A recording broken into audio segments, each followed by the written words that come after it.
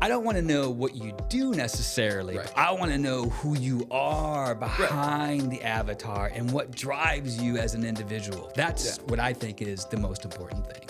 But so, my friend, I give the floor to you. Liam Ulrich, age 28, stand-up comedian extraordinaire. He's working it. He's doing it. The floor is yours, my friend. Yeah, and that's the beauty of the open mics, though, is like you learn how to manipulate not only what you're saying, but the audience into laughing at it. So like you have to articulate it in a way that, you know, it translates to them and gets the point across. And like you'd be amazed at how much moving a sentence around, moving a word, or just nixing something can change the entire effect of that joke.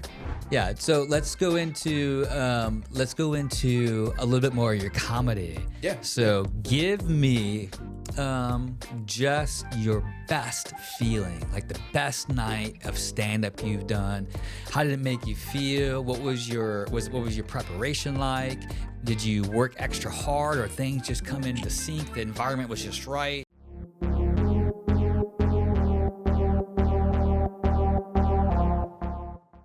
Welcome, my friend, Liam Ulrich, 28-year-old from Florida, stand-up comedian extraordinaire.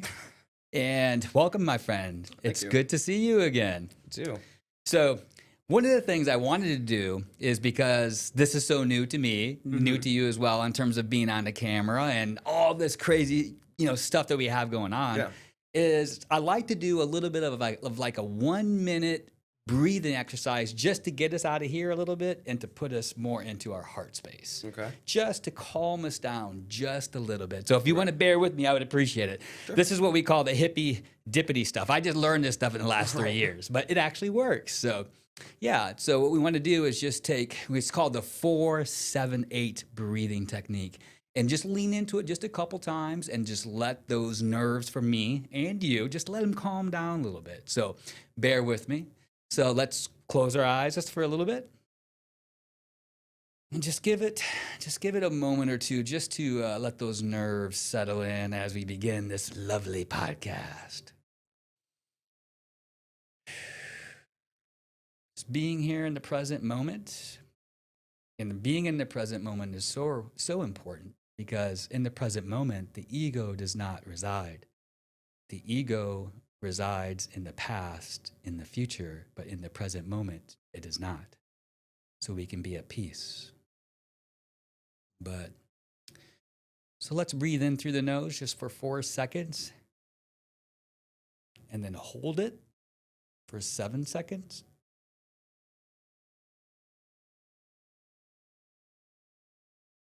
And then release through the mouth for 8.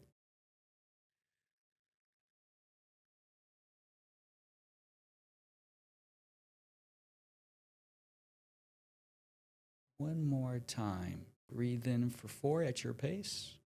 The nose.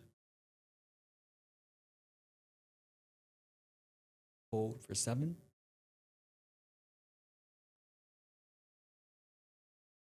Open your eyes when you're ready.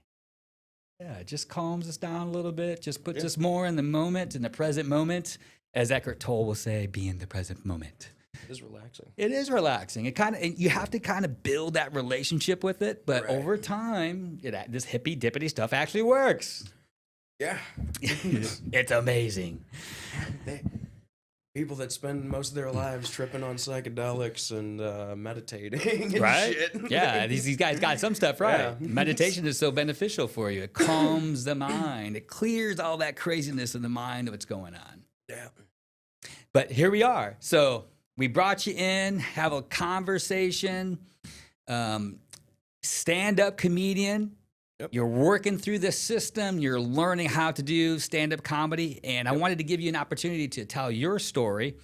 And we can start back all the way through childhood. Just go back into who you are. And that's kind of the intent of my format here platform, I should say, with this podcast is I don't want to know what you do necessarily, but I want to know who you are behind the avatar and what drives you as an individual. That's what I think is the most important thing. But So, my friend, I give the floor to you. Liam Ulrich, age 28, stand-up comedian extraordinaire. He's working it. He's doing it. And the floor is yours, my friend.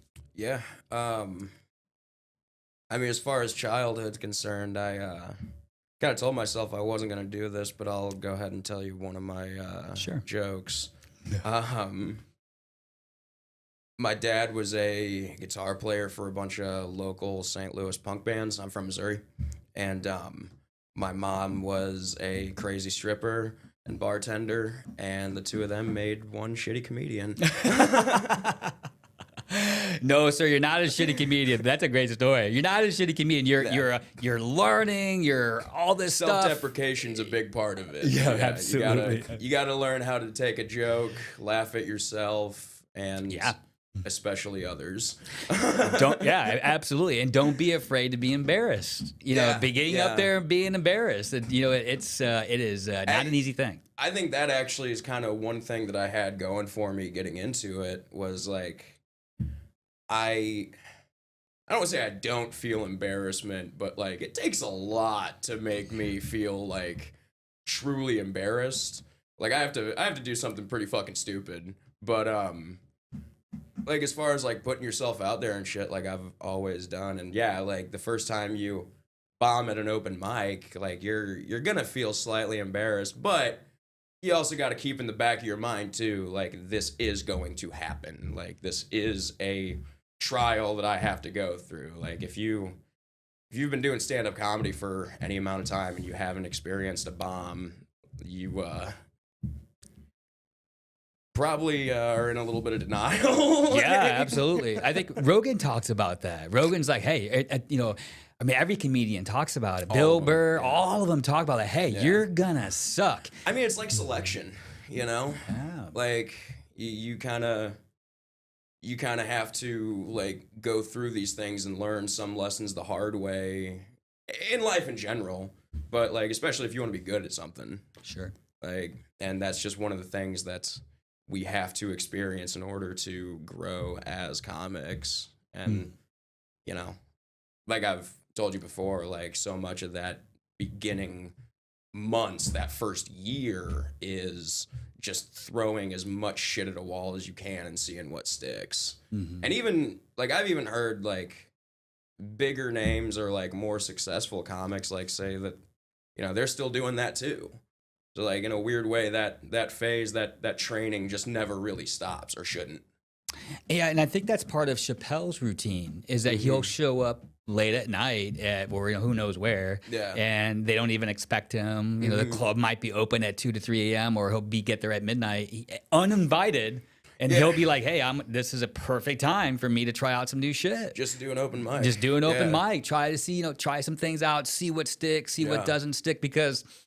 I mean, it's like you might try something, and in your mind, it sounds marvelous. It sounds amazing, but in the audience's mind, they're just not feeling it. So you gotta... and that's the beauty of the open mics, though, is like you learn how to manipulate not only what you're saying, but the audience into laughing at it. So like you have to articulate it in a way that, you know, it translates to them and gets the point across. And like you'd be amazed at how much moving a sentence around, moving a word, or just nixing something can change the entire effect of that joke. Right. Like it's a very difficult process, and like no joke, I say it all the time, like no joke starts off good. Like no joke starts off good. Right. You have to figure out how to get it across. Sure. So what is your stand-up comedian process? Do you,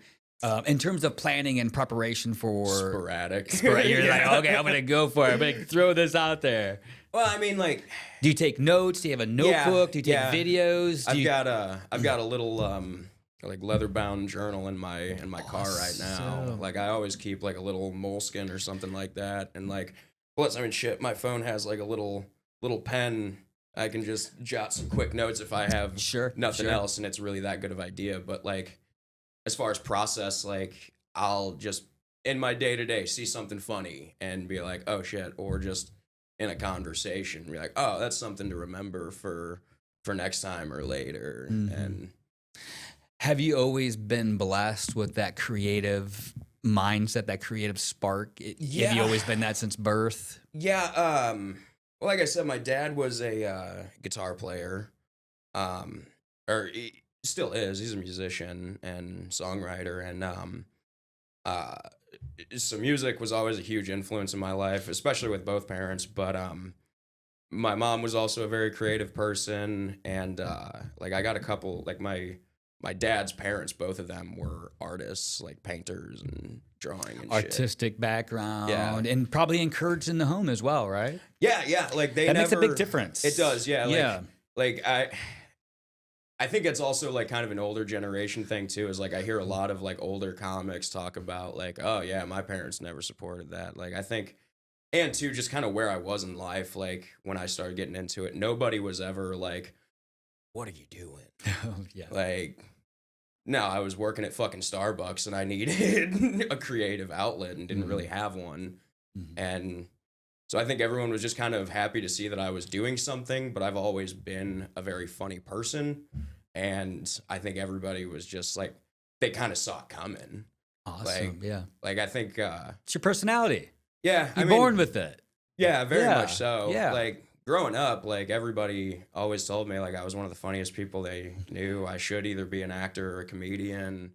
And like I've been writing for a long time.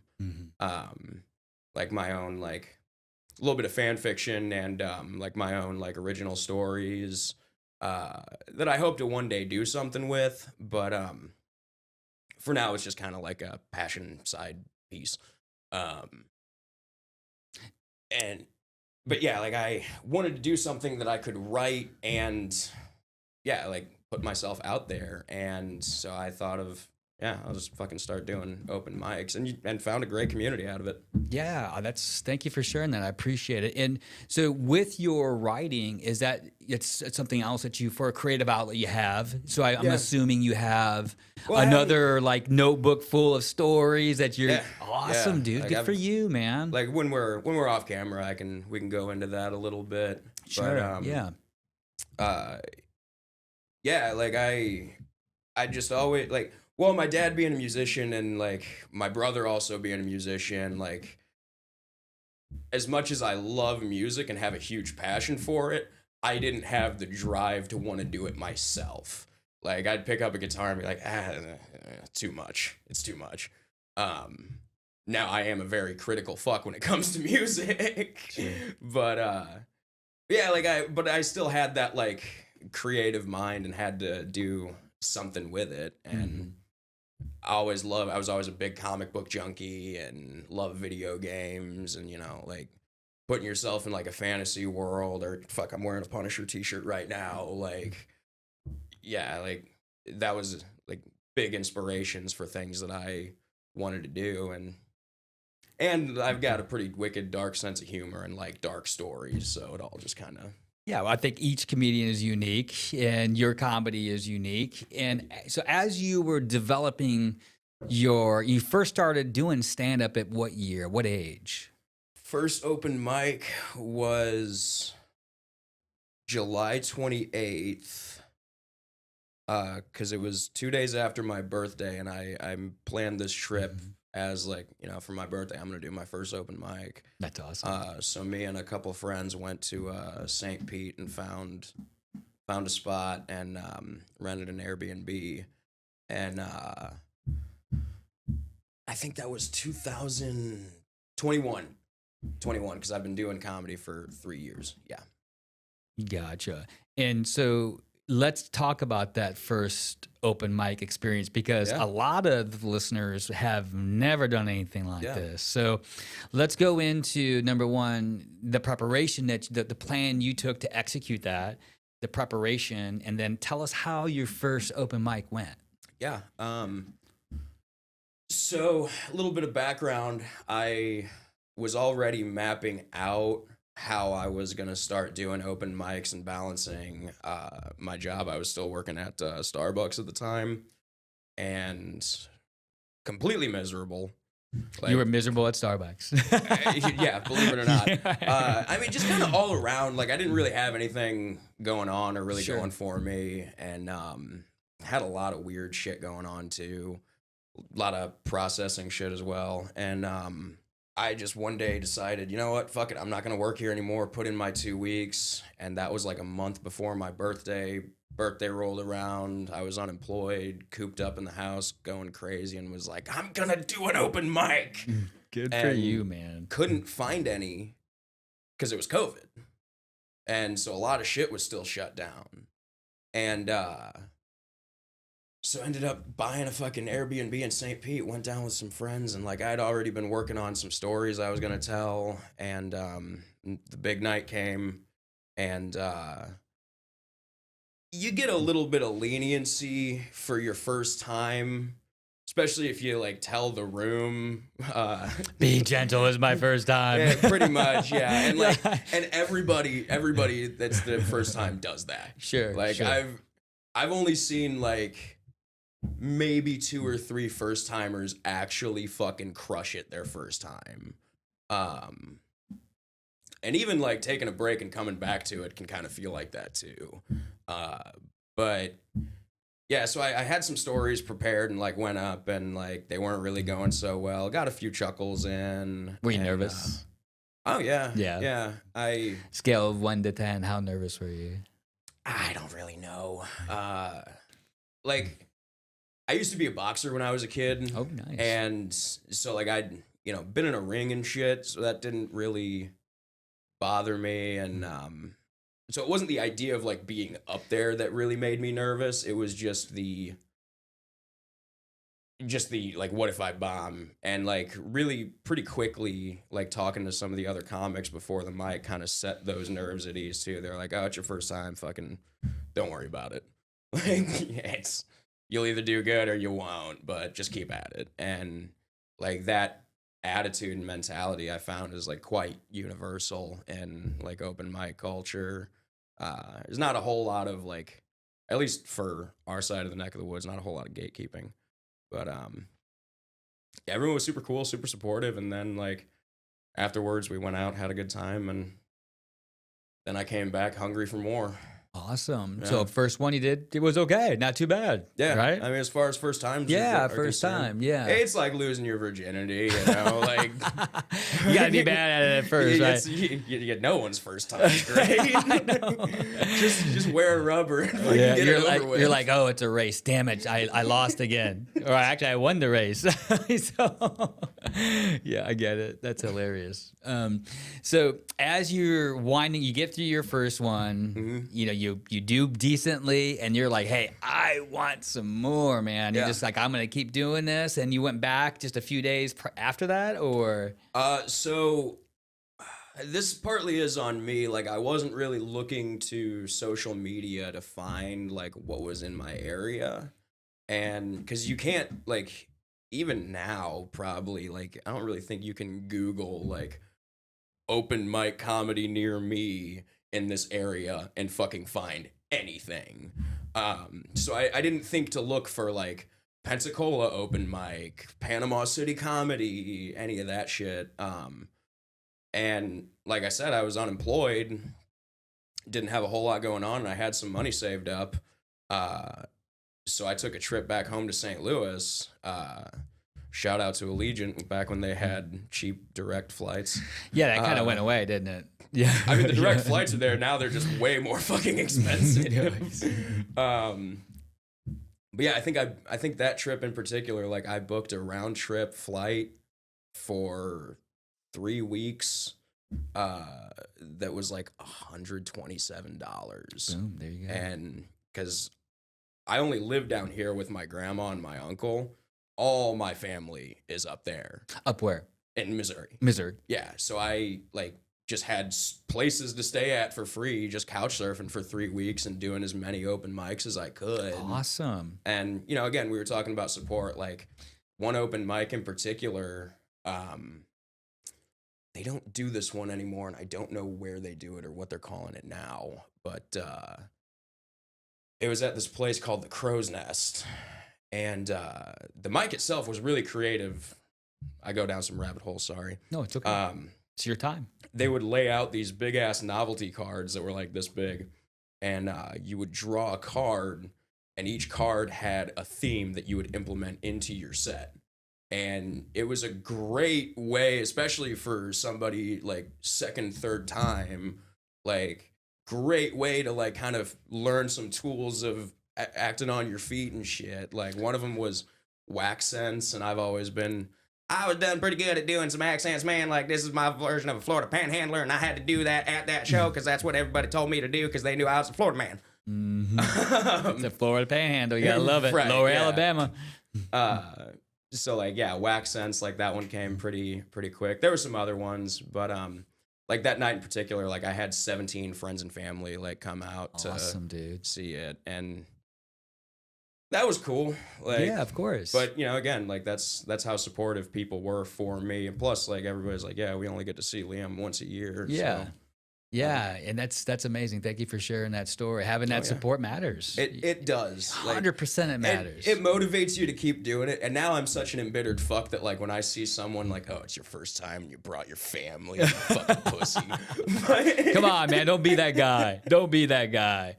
Of course you're going to do good. They're just going to leave as soon as you're done. They're not going to see my greatness, and that's the problem.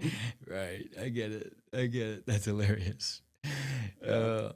So let's, what do you think has been your biggest challenge in terms of trying to make it as a stand-up comedian? You've done stand-up all over this area. Yeah. You've been at all kinds of different clubs. You've been down to Panama City even. Yeah, mostly, I mostly perform here in the Fort Walton, Destin area and Panama City. Like, we just started growing the Fort Walton scene, like, within the past year. We just turned a year old. It is growing.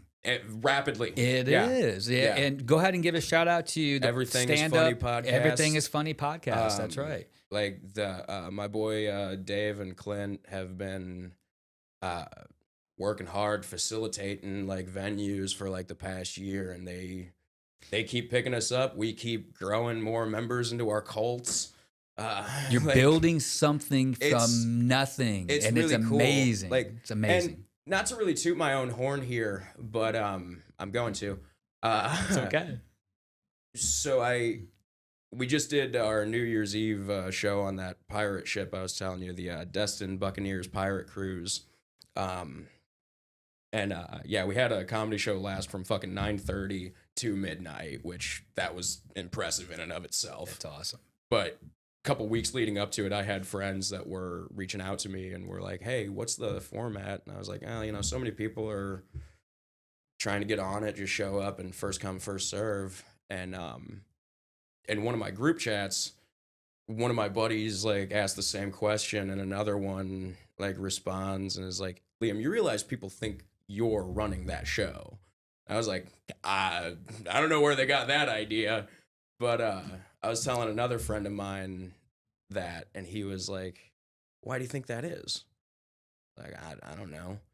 Like, well, you were the first one to start doing stand-up in fucking Fort Walton. And, like, going back to the Enlightened days. Yeah, I remember. Yes, like, sir. Yeah, Enlightened Studios. Yeah, Rest in peace. Yeah, rest in pieces. So actually, when we first met, that was like not very long after that trip to St. Louis, where I did a bunch of open mics there to like kind of get my footing. And like, yeah, like a couple weeks after I came home from that, went to open mics in Lighton. They were like, "Here's a comedy night for you." Awesome, and, dude. Like. Yeah, and that's a testament to your drive.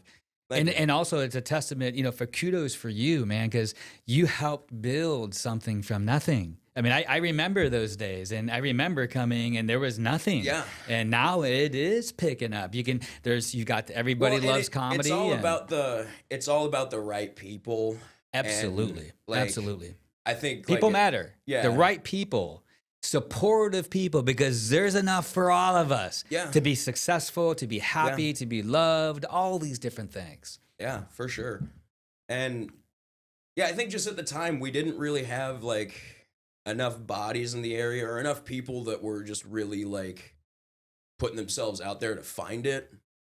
And at that time, like, you know, I was just discovering Panama City and Pensacola's scene. And so I wasn't really I wasn't a reputable member of the community, which, I mean, now that's a pretty varying reputation. No, it's subjective anyways. It's subjective. We've all got our flaws. We're all flawed creatures, right? Exactly. 100%. But yeah, like, now that, you know, because my buddy Clint hit me up and was like, hey, I'm trying to start this open mic, and I want to do it in the Fort Walton area. And he was like, can you get people out there? And I was like, yeah, I can try. So I just, you know, sent messages out to Pensacola and Panama, and then next thing you know, we got 5 comics in Fort Walton that just came out of the woodwork, and now even probably fucking more. But you build it and they will come. yeah, Right, people? Yeah, people just let me. And stand-up comedy is so hard. So hard. yeah. No, it's not. Well, you asked me what's Yeah. the biggest challenge. Like, Yeah. time and material for sure. Like, Time. So let's go into that. So the biggest challenge, time and material. In which way? How would you describe that? having enough material to match the time. Because like I said, those first few months, first couple of years, you're just throwing shit at the wall, seeing what sticks. I've been doing this 3 years and I still feel new, which I am. The material part, like, just trying to find, like we were talking about earlier, like trying to build that joke and get the response for it that you want. That's already hard enough as it is, but I mean, that's literally the job. And then, like, the time, like, I've had nights where, you know, I'm pretty comfortable doing like 10, 15 minutes, maybe. That's kind of my New Year's resolution, is to like try to get to like 20. Of a complete set. Yeah. Right. Yeah. And then, so let's dive a little bit deeper into that. So I know last time we spoke, you had mentioned there's like a process. So step one is to maybe get that 1 minute, Yes. and then it would be like a 5 minutes. Go through that if you can. Teach the people. So your first goal, and yeah, this is very relevant to the timepiece. Your first goal is to get a standard, like, fluid 5-minute set, because most open mics are a standard of 5 minutes. And then, like, you know, there's what's called a guest spot. So, like, on a booked show where comics are getting like paid, and usually your time is, or your pay is based off your time. And that's also why I'm trying to gear towards getting 20 and 30-minute sets in, because that's how you make money. Right. And the more time you can do. And but when you're a nobody and you're just trying to get your first book show, you'll get what's called a guest spot, and that's like a 5-minute little spot to open the show with. And you have to do your best material. Like, don't go up there and be like, I thought of this today. See, I'm just gonna fuck around up there with no notes. Which, like, on a book show, you don't really bring notes up there. But especially if you're trying to impress somebody for the first time. Right. Yeah, so you want your most practiced, your most developed, guaranteed laughs. Because then, once you get that 5-minute spot, you can go on to possibly doing 10 minutes. I see. So you do a couple guest spots, get a couple of 10-minute spots, and then, you know, yeah, like I said, you start out shooting for 5 minutes. Well, congratulations. Now you got to shoot for 15. Congratulations. You got to shoot for 30. Get ready for that fucking hour-long special. Like, because that's really the name of the game. Like, get to being able to comfortably do as much time on stage as you possibly can. And consistent. Yeah. And it's well thought out, it's planned. Yeah. You're working on your timing, you're working on all these body language, facial gestures, pitch. I think social media has kind of like veiled what like real comedy can be, like, because everybody just wants to see crowd work now, and crowd work's a lot more engineered than people think. And by that I mean, like, those are jokes and conversations that have been so well crafted that, like, that comic knows what you're gonna say before you say it. I never realized that. So explain, so define crowd work for the audience and then go into a little bit more. I never knew that. Yeah. Because it seems like it's so just on the spot. It doesn't seem planned. Well, and I mean, I'm not saying all of it is. Sure, of course. Like, I mean, it's definitely very much improvised. Improvised, but, yeah, like, it's improv.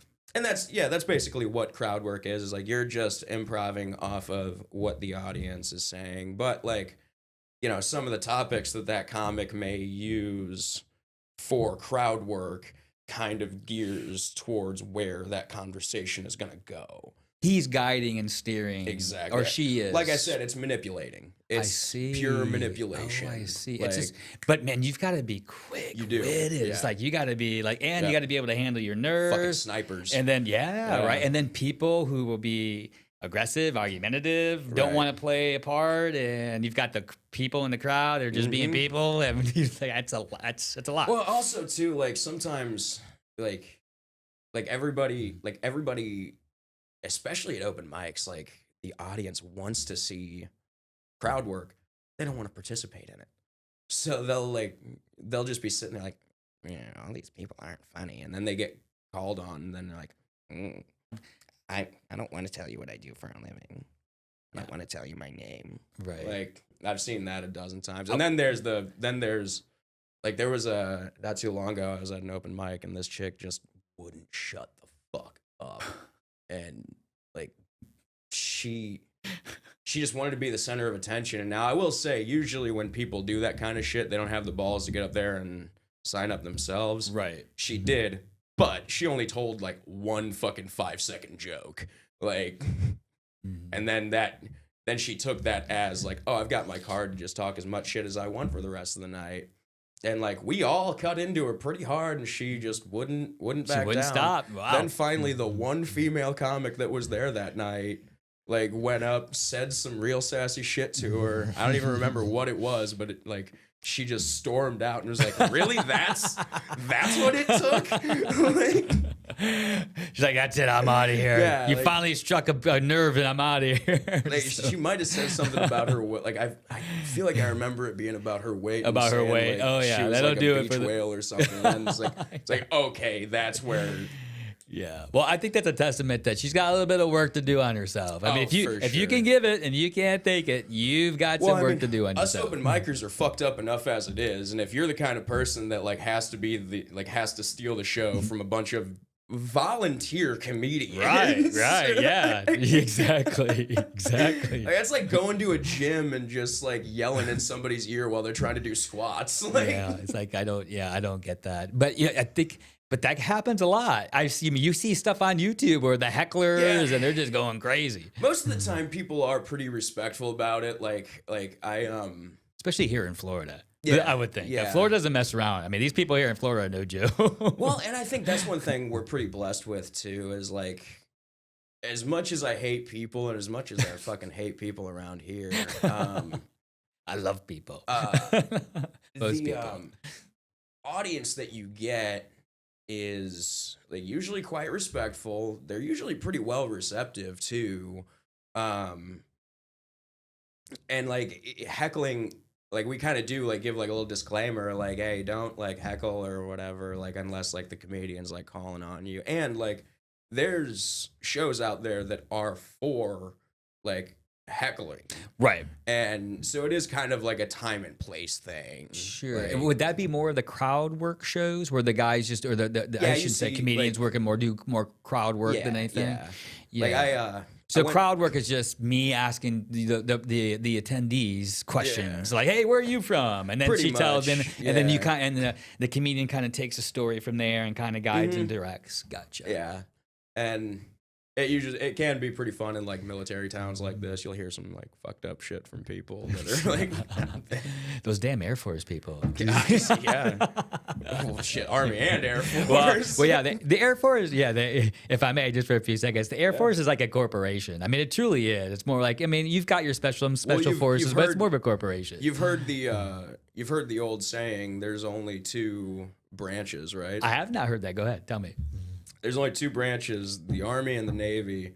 The Marine Corps is a cult, and the Air Force is a corporation. Absolutely, 100%. Air Force is definitely a corporation. I mean, so my whole family is Army, and when I made the decision after high school which one I was going to join, I was like, hey man, do I want tents or do I want hotels? I want fucking hotels. Right. I want hotels. I'm going to join the corporation. Yeah, like I got a long line of warfighters in my family too, and like. I the American way. Yeah, and I kind of like we love war. At one point, like I was kind of thinking about joining, and I'm definitely not one of those guys that like, oh, I would have, but like no, I was decruded, like decruded. Like I talked to some of my family members, and they were like, don't fucking do.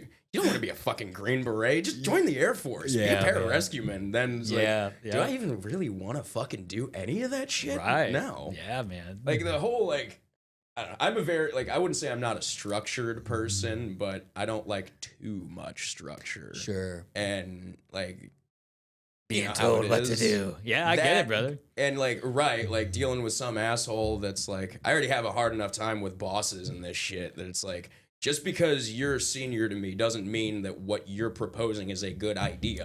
Like, I know. Or the right thing to do. Yeah, so how about we just not fucking do it? Or we go with my idea that is better and works for everybody else. But that wasn't my idea. Right. Yeah. People love they get attached. Yeah. It's like I get attached to this ideal, but if it comes from you, I don't want to hear anything about it. Right. But if it came from me, it's a great idea. Why don't we just propose that as my idea? Yeah. I was like, which, hey. I mean, shit, sometimes I'd be fine with that. That's hilarious. But yeah, I can't really deal with that kind of shit. So now I like enlisting or any of that shit was never really like on, like very briefly on the radar and like like late high school just because I was young, dumb, full of cum, you know? Yeah, and it's okay. Yeah, and sometimes some people just need jobs. And so they'll join the military, you know, to escape, you know, maybe they didn't have any opportunity. From the sample size of people that I know, that's like the worst fucking reason to do it. like that's how you get entrapped and fucking stuck for 20 years doing some shit you really don't want to. It is a different world, and you really don't realize like how much you put up with and what you go through until you're done. And then you realize, holy shit, I had just been traumatized for 20 some years. Yeah. It's like, what the hell did I just do? Even the people that I know that didn't like go off to combat and shit, like they're almost as fucked up as the ones that did. Yeah, me being one of them. Yeah, right. Yeah, I get it, brother. If not more in some ways. Well, I mean, dude, I'm telling you, you get used to that stress and pressure, and you just push through it because you don't know any better. Right. And you know, in some cases like me, I joined the military because I didn't have any other opportunities. Sure. Like I was working in a factory and I was like, I can't do this for the rest of my life. Right. But yeah, so I'm completely with you. So let's go into a little bit of your childhood a little bit. Go into, you know, what the person is, Liam is, and not the comedian, the avatar. We all play these roles in life. You know, we play a dad, you play, you know, whatever, you know, a veteran, but it's not truly who you are at the core and at the heart.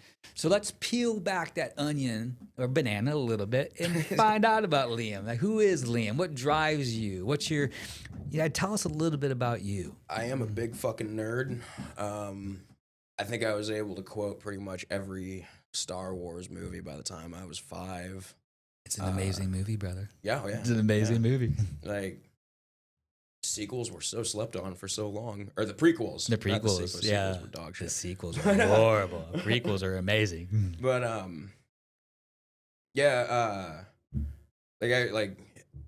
like I said, I got one of my Punisher t-shirts on. Always, like, kind of grew up around, like, comic book shit and the superheroes and whatnot. And, you know, Lord of the Rings, Star Wars, and like they used to sell Marvel action figures with like a little like single print comic book in the box too, like full size comic book. And yeah, I remember like it was like a couple weeks before my fourth or fifth birthday, maybe sixth, and my dad and I were just like walking down the toy aisle in like a Target, and I saw this Punisher action figure and was like, "Whoa, there's a Marvel character that rolls around with a big ass skull on his chest and fucking kills bad guys with guns. That's awesome." That is awesome. And Give me more of that. I was like, Dad, who is that?" And he was like, "Oh, that's the Punisher. That's my favorite superhero." And so like he pulled some sleight of hand shit, threw it in the car when I wasn't looking, and birthday rolled around. That was one of the presents I got, and then like he like read that comic book to me that it came with. Awesome. And what a great like dad. yeah, and like after that, like on weekends, like there was a comic book shop like right down the road from where we lived in Afton, Missouri. The comic book shop isn't there anymore, but we would like sometimes walk there and like on like a Saturday or Sunday, like see what Punisher comic books they had, buy up as many of them as we could, and like go back and yeah, he'd read them to me. And at that time, like there was some like very rated R Punisher comic books getting published, which like my dad wasn't reading those to me, but like eventually, like as I got older, like I started having access to them, and then started working jobs and buying my own comic books way later on down the road. Yeah. But so yeah, that was kind of an adorable little story about how I got into that. Yeah. So that was at 5, and Dad started reading, took you to comic book store, Punisher, started to read to you. What a marvelous dad. Thank you, Dad. Yeah. No, Yeah. I mean, and we'll definitely get there, but like both my parents were very, very flawed people. As we all are. Yeah. And we definitely had our struggles and shit. But it's shit like that like I look back on, it's like, yeah, even though both of them had, bad drug addictions, I can't just look at it like, oh, my parents were just junkies. No, that's not it at all. And we did a lot of cool shit. I mean, other cool shit we did, fucking, by the time I was 13, I probably went to over 200 concerts. Like I said, my dad was in bands, so like I'd seen my dad like playing in bands on stage at some like dingy punk club and fucking somewhere in St. Louis City. I've seen Springsteen 4 times, Dropkick Murphys, the Misfits, like bunch of old school punk bands and shit. Yeah. And like it was funny, like even though it was an all ages show, sometimes like I'd be in there and they'd be like, "What the hell is this 7-year-old doing?"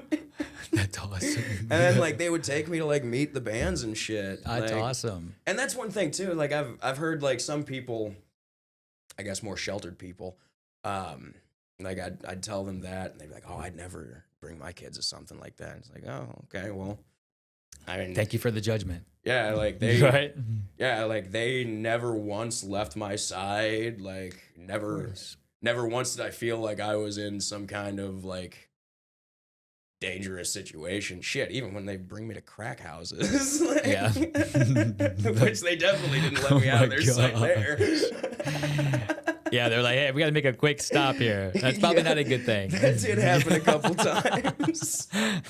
Now that I look back, it's like, oh, that's what they were doing. Oh my gosh. Yeah, you're just like, "Hey, well, cool. We'll just like, stop and get some stuff. Yeah, we're going to hang out a little bit. Where's my binky at?" Yeah, stopping and talking to some friends. Yeah. Where's my binky? Oh my goodness. So, but hey, you know what? There's no right way to raise a kid.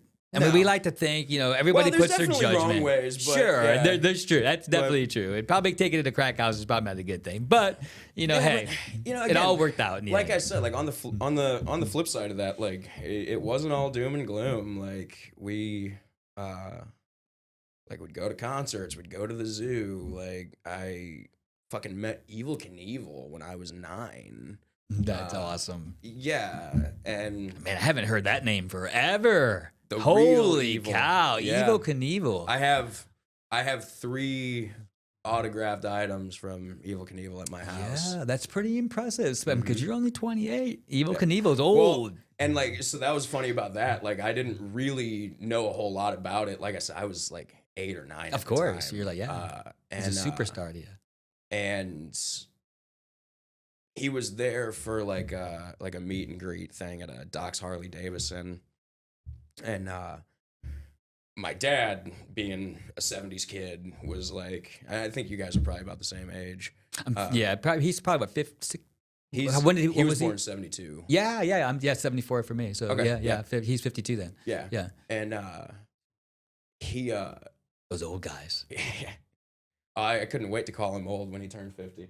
Yeah, I gotta tell you though, man, it's Gen X is the shiznit, brother. Like that age, oh man, what a generation. But yeah, well, and speaking of, yeah, like he grew up fucking worshiping Evel Knievel and shit, and like Super Dave Osborne. You ever hear that name? Yeah. was that HBO or Showtime like a long time ago? Super Dave. I don't even. I just know I've heard the name. It's hilarious. But yeah, like the weeks leading up to meeting Evil, like he was like, "Oh man, we're gonna like we rented the movies, like YouTube was around, so he was showing me like the fucking Rex and shit, and like we were like there was a bunch of documentaries that were like airing locally because of it. Yeah. So we watched like did some research, and so yeah, and you know, like never had a bad Christmas really. Well, there were bad parts of it, but Yeah. Okay. Yeah. like, and yeah, and on like the more traumatic side of it, like my parents, they split. They had a real long drawn out thing. Like they separated for a while, and like a lot of drugs were involved, but they were also still trying to do the right thing. So they were like, "Oh, we'll separate, but still be together," as if that wasn't going to be confusing later on.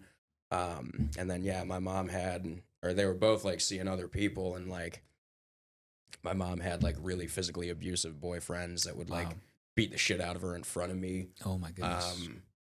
And you know, being a little kid and like, you know, grown ass man fucking Spartan kicks your mom in the chest right in front of you, like you know, people. I've told people that story, and some people are like, "Oh, I'd kill that motherfucker." It's like, yeah, when you're fucking 6 years old, you're just gonna go try to attack a violently drunk 30-something-year-old man. Sure. Like, no, it doesn't work like that. And yeah, that's kind of like that was the kind of shit that definitely fucked me up. And if only I knew like how much more was to come later on, you know, like. There's a lot of that shit, a lot of bouncing from place to place. Like, I mean, shit. I think in 1 year we probably moved to like 3 different locations at one time. And then, you know, fast forward a few years, everyone kind of started getting their shit together a little bit. And then like 1 year, 2012, I lost 4 different family members, like in the span of like 9 months. Wow. Like one of my dad's brother was technically poisoned. That was a whole fucking crazy story that we can just bypass, but it sucked.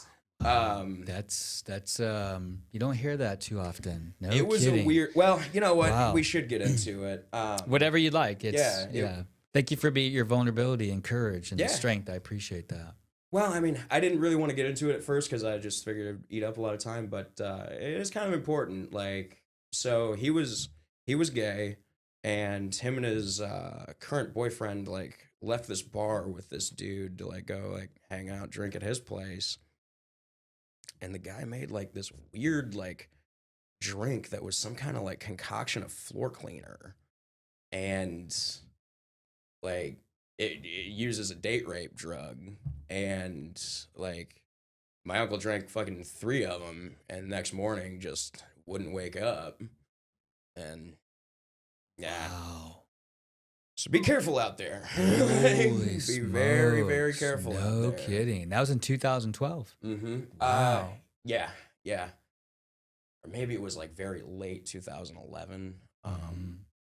And then my mom. Was the person arrested? Or we don't have to go into that if you don't want to. I just don't really know. I think he did do some jail time, which, like, the crazy thing was, like, my uncle was like the 8th fucking person he'd done this to. Like, I don't think that anybody had really died before, but, like, This is like a P. Diddy story yeah. before P. Diddy. Yeah, and I mean, Right? on a not famous level, yeah.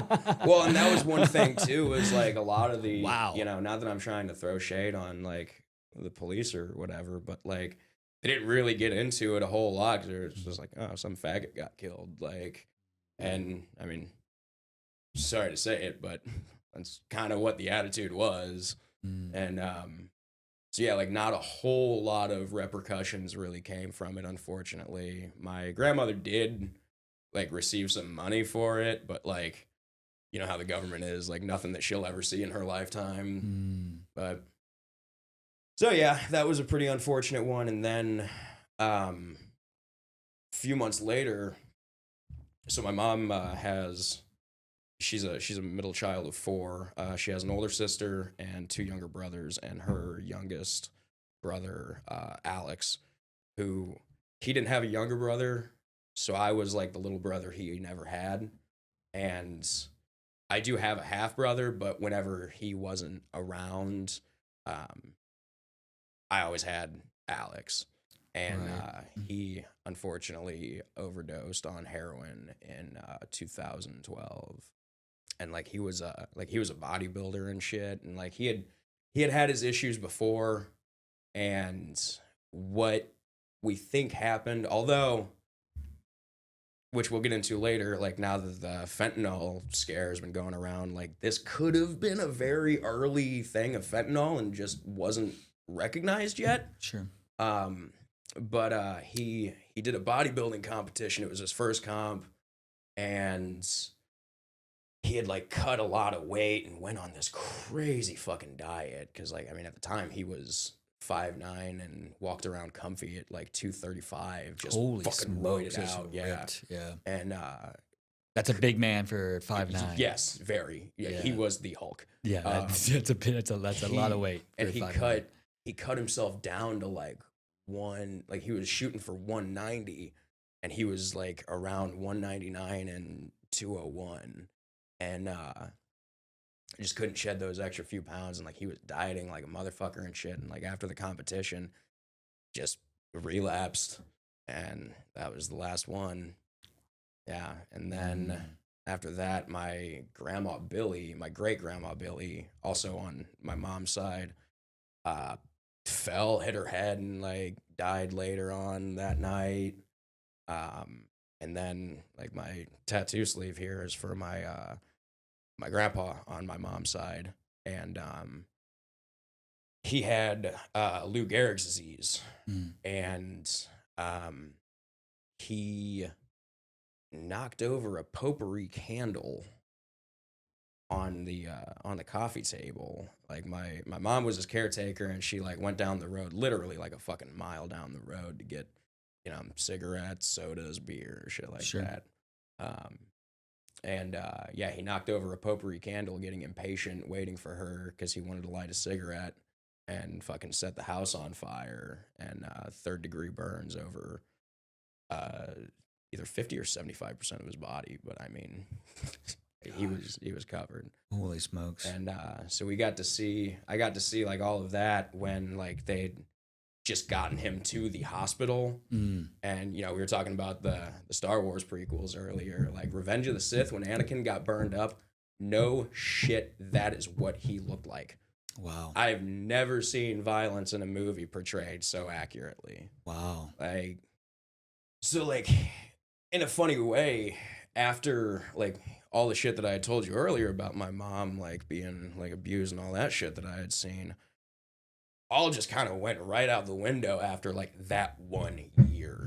And so that made things really tough for a while. And like living with my I was living with my dad and my stepmom, and that was a pretty rocky relationship at the time. Which I mean, now I can kind of look back and feel for her because yeah, she had two boys of her own. Me and my brother were living there, and then there's my dad. So she's the only woman with 5 fucking growing men in the house. Yeah, that's a challenge. Yeah. And we had some rough bits. All water under the bridge now. It's the stuff that shapes us. Yeah. It's very important. Every little event shapes every little life experience. Every little loss shapes who we are. Yeah. And then, after high school, moved down here to Florida. My grandma bought a house, foreclosed. My uncle fixed it up. And my stipulation was just to finish high school, which I only had like a few months left anyway. So I finished high school about 4 weeks into the summer. Came down here with all my shit, and And you moved here when? What was the year? 2015. 2015. When I graduated high school. When you graduated. Okay, so you've been here for a little while now. Yeah. Good 9 years. And then, to continue the spiral of tragedy, like kind of right before I got into comedy in 2019, my mom died of a fentanyl overdose. And that was tough, but I kind of felt like all of those tragedies before it was kind of preparing me for it. Like in a fucked up way, I don't want to say I was desensitized, but like I was very much feeling like I've done this before. I know what I'm doing. I know how to handle this. And like, not to say that I wasn't grieving or didn't give my time to grief, but I'd already very much learned, and which, mind you, I was only 22, 23 at the time. Like, I'd already learned how to fucking process and handle grief. Like, I didn't have to go through that, whatever the 12-step bullshit is. Like, well, I mean, grief is number one. There is no 12 steps. Right. I mean, it's for everyone. It's going to be different. Yeah. And everyone's going to grieve their own way. And sometimes that grieving process will be a long time, and sometimes it'll be a short time. It just depends. Yeah. But but you've been through a lot, brother. That's a lot. And my heart goes out to you for your mother as well. And yeah, and that's the thing with it too. Like I tell people this all the time. Like I'd rather have her for who she was in the time that I did than to have not had her at all. Because I know people whose moms are still around that they can't fucking stand to be in a room with, yet they live together. Ooh, and okay. Like, so I mean, yeah, she was a handful. She was her. She lived the way that she wanted to live, and God bless her. An amazing person. An amazing person, a beautiful person, and she raised you the best that she could. Despite all the challenges that she had. And there's nothing like, I have so much love for parents. Yeah. I just have so much love for my mom, and I'm sure you have love for your mom and my dad, and you have love for your dad. And, we're all just flawed creatures, and we all make mistakes. Yeah. And who are we to judge other human beings? I mean, it's just amazing to me that the world that we live in is people will judge us because maybe perhaps we smoke cannabis. And it's just like there's no reason for the judgment. None of us know what we're doing. Actually, I think we're all doing the best we can. Like, now that you kind of bring that up, I think that was one thing that really, or not, I know that was one thing that I did to like help myself process my grief. Was I did a lot of mushrooms trips, like in the years in between. Like actually, my first trip was not too long after my grandfather like burned up and died a week later. So that was pretty groundbreaking. Yeah, and let's dive into that. Yeah. So because I'm sure you've heard the news, RFK Jr. Very positive on the psychedelic movement.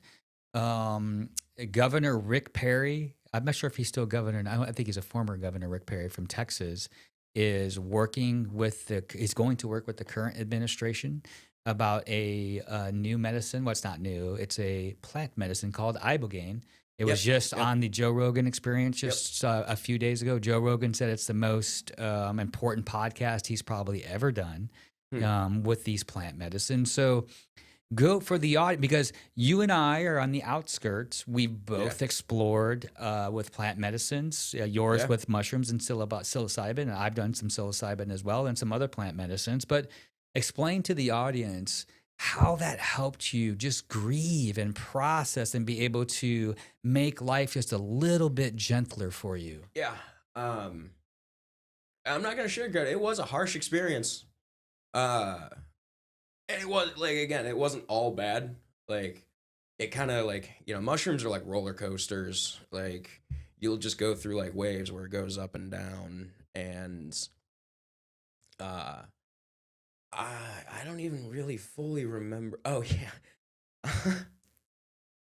So I was with my brother, and we were dog sitting for a buddy of his. And dude had a like big house in, somewhat rural Missouri, and we'd eaten some mushrooms, and we're just kind of like walking around the neighborhood and shit. And then like we get back to the house and we're just chilling.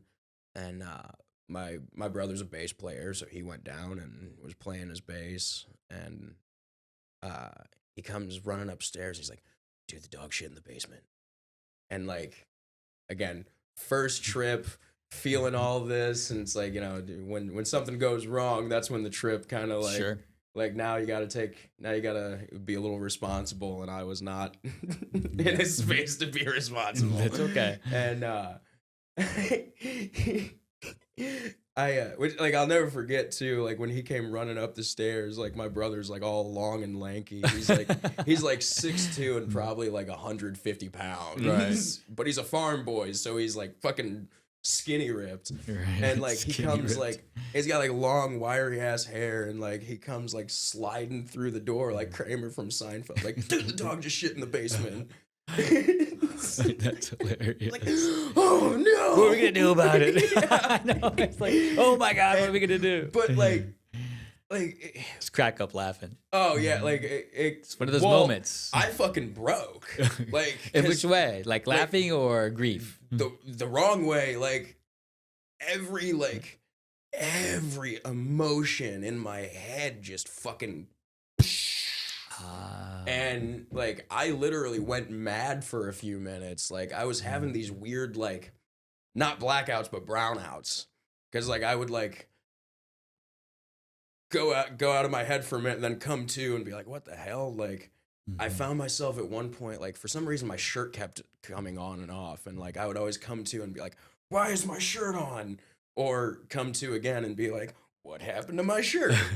And like at one point I was standing on the back patio with no shirt and my dick out of my pants. I think I was just out there peeing. But I came to after I had pissed. How much mushrooms did you take? Do you remember how many grams?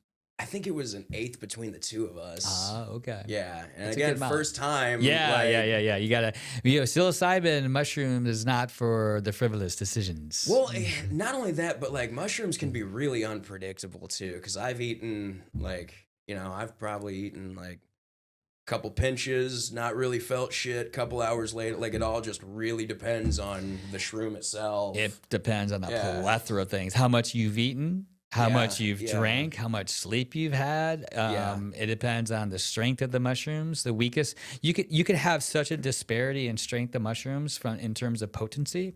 You can have one mushroom on over here, and then you could have another mushroom that's 12 times stronger. Right. Psilocybin is not a frivolous decision. You need to, and that's the thing about psychedelics. You're going to be uncomfortable, but guess what? There's lessons and teachings in psilocybin in that discomfort with psychedelics to show you more about you. Yeah. Teach you more about yourself, about your own little toxic traits that we all have. And that was actually that was kind of a big thing too, was like my next couple trips that I had after that, like I would say like probably my first 4 mushrooms trips, like I wouldn't say were bad trips, but there was parts of them that were, you know, like you said, uncomfortable. And Those are good trips.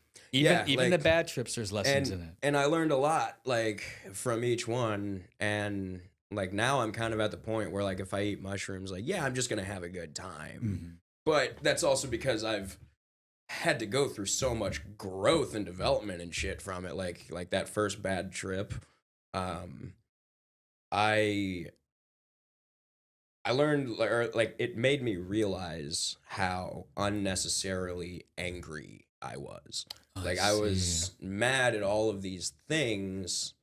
Like I was and grief, you know, I was mad with grief, literally. And you know, when you're carrying that, like there's nowhere for that anger to go See. unless you create a place to send it. And I just Transmute. yeah, and I just Transmute. and I didn't really have that or really consider that, so I just fucking let it go. And like it took a lot of like conscious effort, yeah. Like you don't just like have the trip and then it's like, "Oh, okay, that part has been purged from you." No, you still have to work on it. Absolutely. But it definitely did change a lot for the better. And like some other ones too, like one trip I had like literally taught me not to be so self-conscious. And Not to be so self-conscious about. kind of everything. But like I was with some friends, and for some reason in my head I was like, they don't even be around, which Oh, I and see. but like Self-worth. yeah. And Hmm. like in that, um like actually one of the things that pulled me out of it, my buddy Trevsky that I was with, uh he's been one of my best friends since 7th grade. um we were at Lake of the Ozarks and we were having this trip, and like I was feeling pretty weird, saying some weird shit, and like he took me back to our little like hotel room we were staying in, where we also kept all the drugs and booze. And uh he was like, "Liam, do a shot with me." I was like, "All right." I was like, why don't they want to be around me? And he was like, "Liam, everyone wants to be around you." Yeah. And then like Yeah. I was wearing a blue t-shirt, and like I've always been kind of the feral guy. And Feral. and he's like "Liam, who's that guy in X-Men that's all blue and has like the Wolverine hair?" I was like, "Beast?" He was like, "Yeah, you're a little beast." Nice. Nice. That put a big smile on the face, And, right? like I just started laughing. Yeah, of course. Of And- course. It made sense. Yeah, Yeah, yeah. you're like, all right, that makes sense. We'll go Yeah. with it. And so yeah, I mean like, but that also kind of like after that, like I kind of did just like, you know, let go of being like rejection. What do I care? Like, Sure. which, you know, again, in stand up, like Yeah. get used to being rejected. 100%. Like Yeah. you'll be rejected for shows, you'll bomb at open mics. Shit, you could even get to an open mic too late, and Yeah. they don't Yeah. they don't have the time to put you on. Yeah, for Like, sure. Man, that's such a great. So thank you for that story. It's Yeah. such a great. I really honor people that are doing that work on themselves. You've been through so much. Yeah. And, you know, psychedelics aren't for everyone. They should be handled with care. Yeah. I really hope that this next administration coming, Trump administration, can make some changes. They've made some promises about that. So we'll see if psychedelics can at least be used for medicinal purposes. In some states, they're already doing it. Yeah. In some states, they're already doing it. But, you know, honestly, I want to honor you because here's that work. Like, break this down just a little bit. So you became the observer to the self. Yeah. Realizing, okay, that my ego is feeling this certain way, but you can detach yourself from that and you put this little space in between you and the self and become that observer. And Yeah. you're like, okay, I'm not going to let this, you know, this emotion or this thought just ruin my day.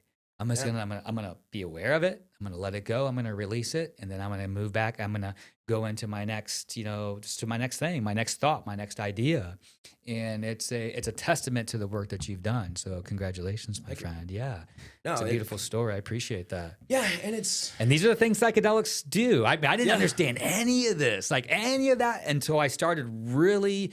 I did psychedelics, and then I was like, oh, this hippie dippity stuff. There is some true work to be done with this, and to understanding of you and the brain and the ego and the self and all these other things that we have that make us humans. At the time, I wasn't even really looking at it like that. Right, of course.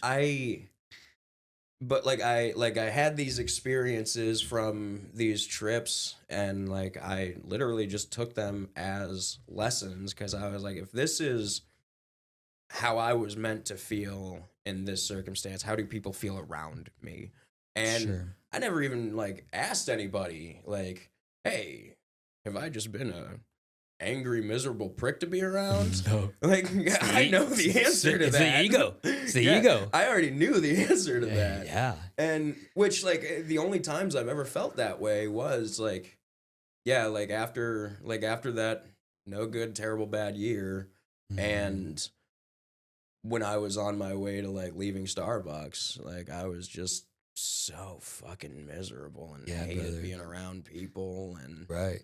Yeah. And that's the beauty of psychedelics. Like if you're in man, there's such a wonderful tool. If you are by the time I was leaving Starbucks, I had already had like well over 100 mushrooms. Oh, trips. Okay. Yeah. You're like, give me some more. Yeah. Like, well, and I think that was when I was just kind of like, I've been putting these things to practice for too long. Now I'm starting to kind of revert back to that because I'm ignoring it, because I'm just, Yeah, I see. That makes sense. Yeah, I felt like I had a responsibility because I had a job. And yeah. It's okay. It's okay. Right. So let's go into, so thank you for sharing all of that, because, every experience shapes us, as, and those are all traumatic events. And we carry those in the body. We talked about this, I think a little bit ago. It's like the body keeps the score of the book. It's true. Unresolved traumas, unresolved or suppressed emotions are all kept in the body. Right. This is stuff that I never knew. I mean, I don't know. There's been so much information coming out about trauma and the brain, and so much that we still have to learn.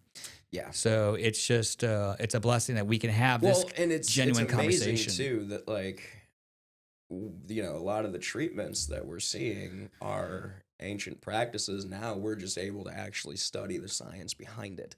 Like, like how many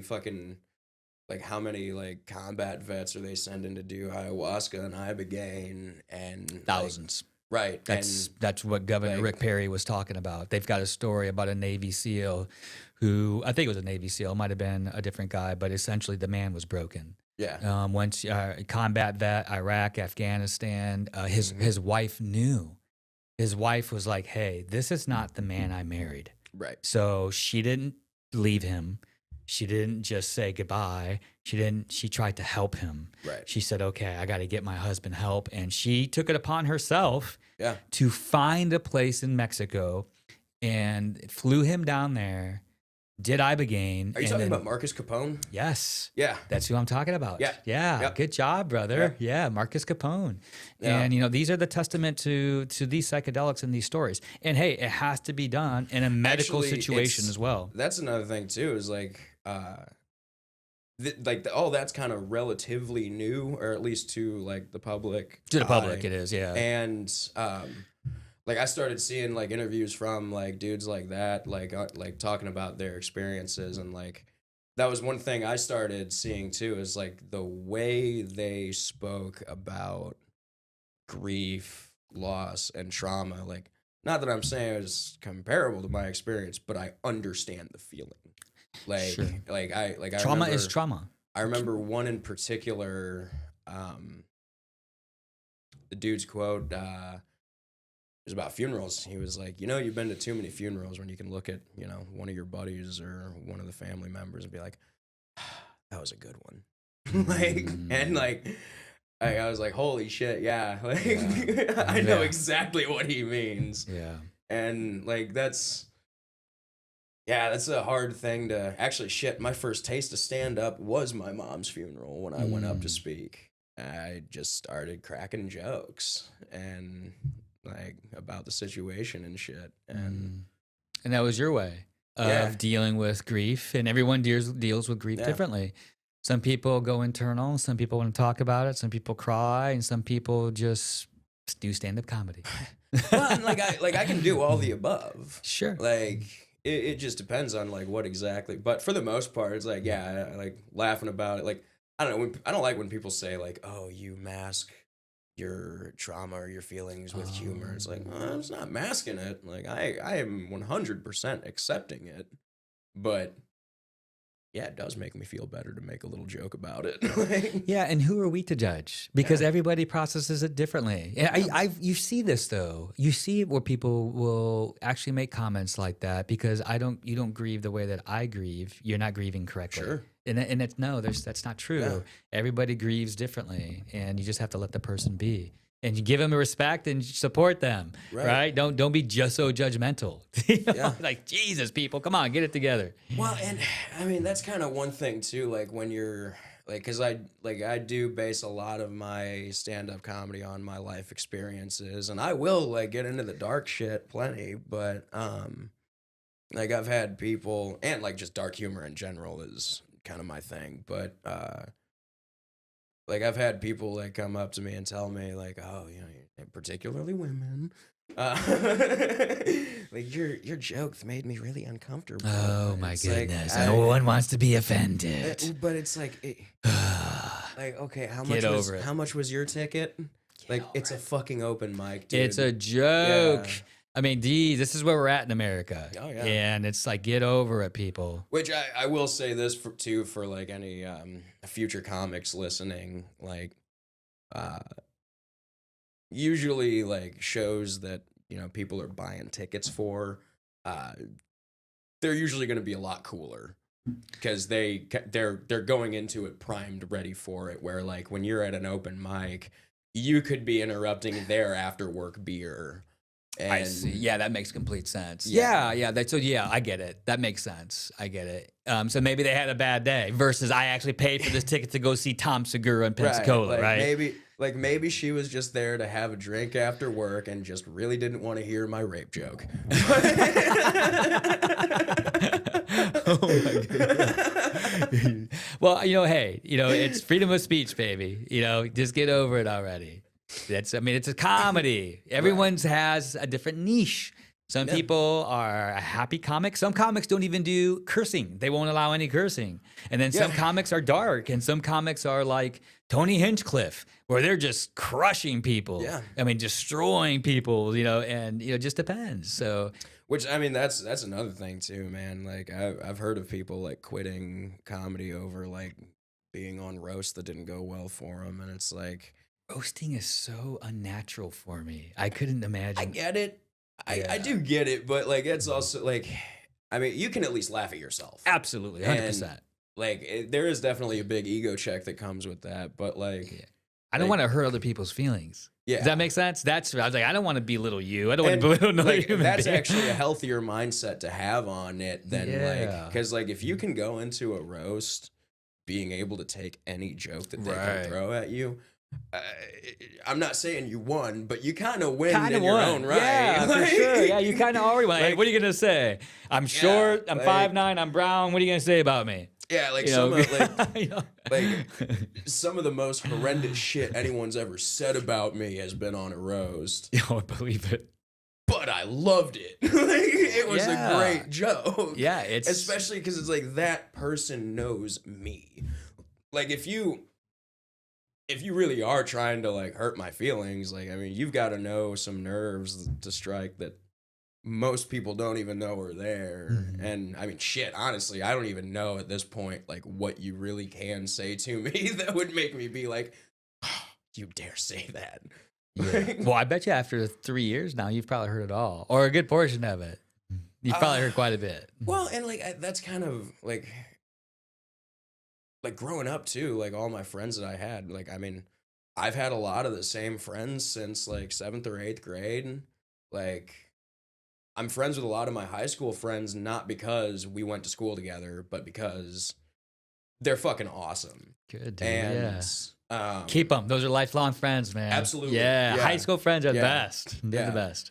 And like, you know, that's one thing I can say too. Like on my most recent trip that I did go back, like I saw a lot of people that have been stagnant, and it's like, yeah, even though my friends are still living in the same place and like working different odd jobs, at least they're still like growing in their own right as like people. Like they're not just local townies at the same fucking bar they've been going to since they turned 21. Yeah. And waiting for the next girl to pick them up every Friday night. they're all trading fucking the same sluts we went to high school with. It's so weird to me. Like I do not get it. But the bar flies. Yeah, is that what they call them? The bar fly. I've heard that term. I don't go to the bar. So. I just call them all townies. Yeah. But, Townies is a good name. But, okay, like, I get it. Just the whole mass is just townies. But fuck, where was I going with that? It's okay. Yeah, so let's go into a little bit more of your comedy. Yeah. So give me just your best feeling, like the best night of stand-up you've done. How did it make you feel? What was your preparation like? Did you work extra hard, or things just come into sync? The environment was just right. What worked for you? I will say, definitely like rehearse your shit. Sometimes I'm pretty bad about not doing that, but like if I already know the material that I'm gonna do well enough, like I don't really need to spend the day like Sure. Yeah. But so you have a 5-minute routine already established. That's kind of the first thing, right? Yeah, it's like get that 5-minute, probably kind of like an elevator pitch. You ever heard that term? Yeah, like an that's elevator. pretty much what it is. Yeah, it's like a five. Hey, here's my best 5 minutes, and I've been working on it for a while. Because you're basically pitching yourself to the producer, really, to get yourself on the card. Yeah. Because like for me, like did a couple of guest spots, and those were like my first like booked shows. And then started getting some 7-minute spots and got like 20 or $30 out of it. And then like once you hit 10 minutes, you might get like 50, 75. Oh, like, I didn't realize that. Okay. Yeah, that's why I was saying it's time-based. Like, yeah, and it's time-based. You work on the material, things come to you. You might have a thought process. You'll grab your journal. Yep. And you'll write it down, and then that'll be kind of the beginning of your workflow a little bit. Yep. I see. Yep. And I gotta and then getting on to like one of those big names, you just keep working. Yeah. And you keep getting these little spots, and eventually you start to get paid a little bit, and then somebody like Tom Segura will pick you up, right? Like I'll give you like you just asked, like 2 of my like best feelings or like favorite nights. Like I did a show with Panama City Comedy. I think it was it was in December. It was last month. And I did 2 shows on the same night, and they were both 10-minute sets. Awesome. Both shows were the same lineup. The second show we had 1 more person on the lineup, and that was literally the only fucking difference. But I got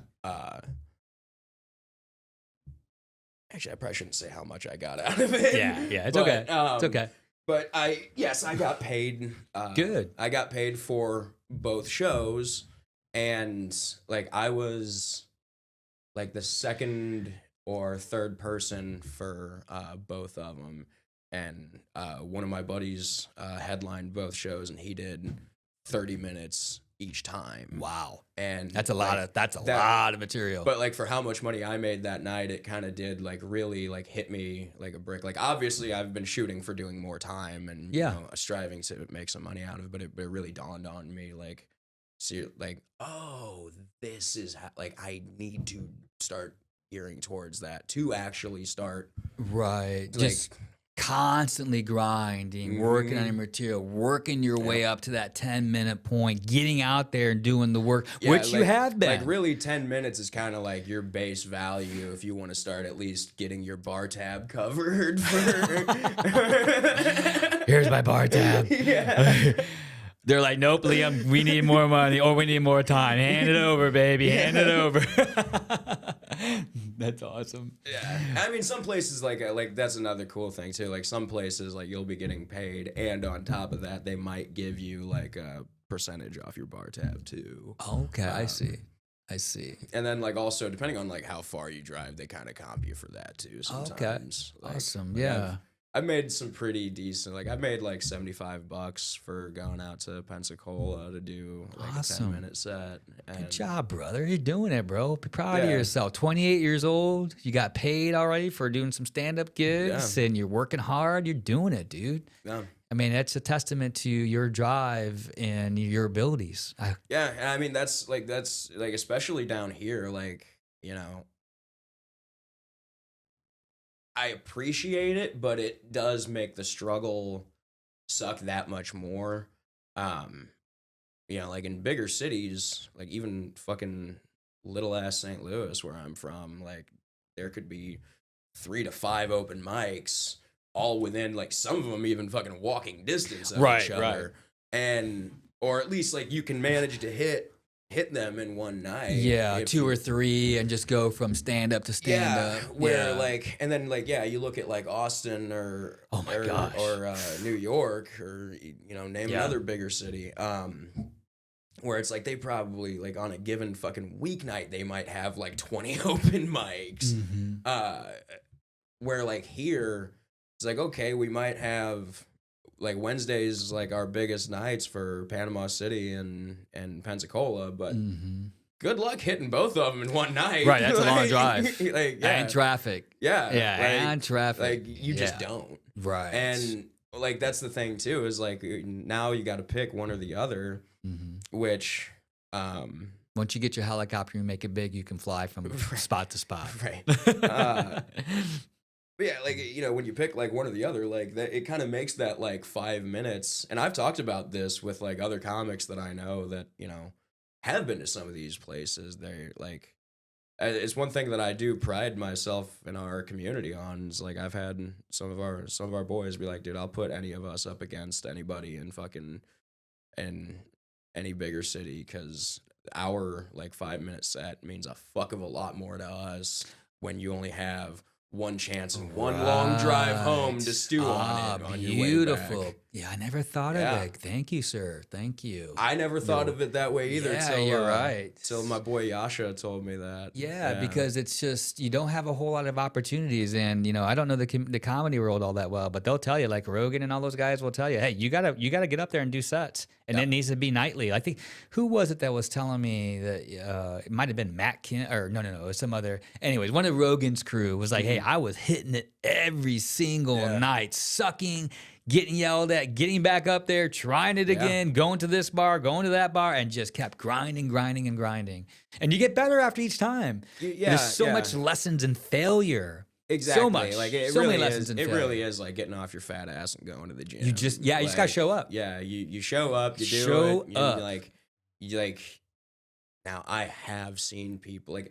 It almost seems like you like have to intentionally try not to get better, because it's like you're not like you're not looking back on it after and thinking like, what did I do wrong? What could I have said better?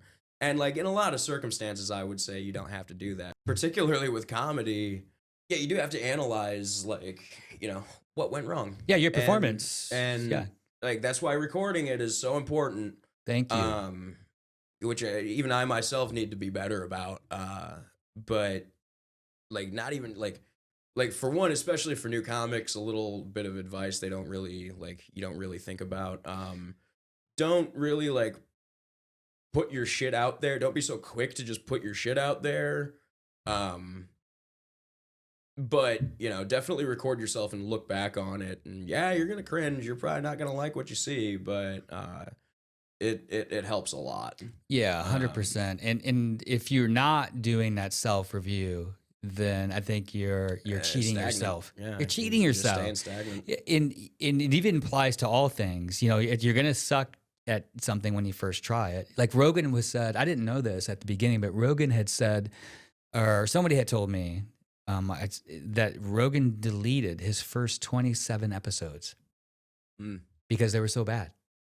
His first, so if you go back now to on the JRE, you won't find his first 27. That's what I was told. So then you go back into it and you're like, why? Because you are interrupting people. You know, like me, it's like even me. I can last 3. You know, I've only done this is my 4th podcast. Right. Yeah, episode 1, oh man, it was horrible. Episode 2, just as bad. Episode 3, getting a little better. Episode 4, well, here we are. Yeah. Don't interrupt. Do that self review. Be critical of yourself and try to get better. And if you aren't doing those things, you're cheating yourself. It's as simple as that. And you're never going to grow, and you're never going to get better. Yeah. No, it's. Yeah, no, being able to handle like the rejection and the failure of it, like it does. That's what it was. It was running off on battery. Now we know what it is. I was like, what is that noise? But yeah, it does make you a better comic. And I do want to finish my story about the good nights. So yeah, like that night where I did the 2 shows, like were great. And what was funny is the first show started at 7:30, and the second show started at 9:30. The 7:30 one, I can tell people like just weren't really like there yet.